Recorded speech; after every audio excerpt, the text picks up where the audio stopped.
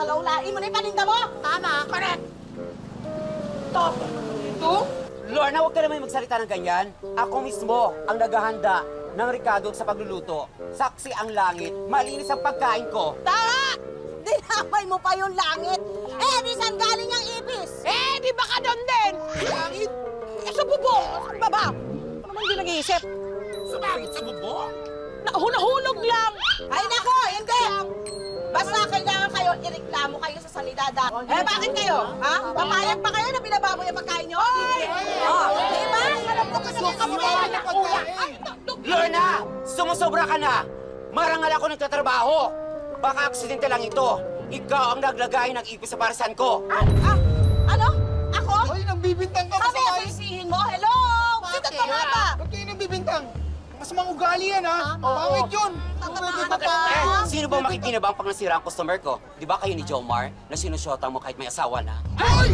Oh, shit! Oh my God! Wisit pala itong baklang to eh, ha? Ang dugyot mo lang, ha? Bintangero ka pa. Grabe ka! Asa anong pakialam mo, ha? Kung magjowa kami ni Jomar? Ang intindi na lang yan, paresan mo dahil dinadalaw ng ipis. Bakit? ipis! Natural, nandito ang kanilang ina. Ikaw!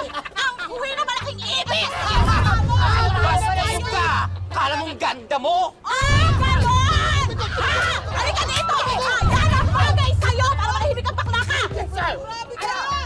Lumayo ka, lumaban ka, dali! Bakit ka ba biglang sumulpot dito sa aming lugar na para kang kabote na nilanding mo pa si Jomar? Ikaw bali ko pa si Jomar, ha?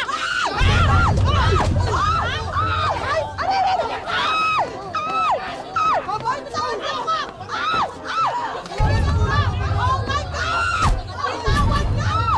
Bitawan niyo ako! Bitawan niyo ako! Bitawan niyo ako!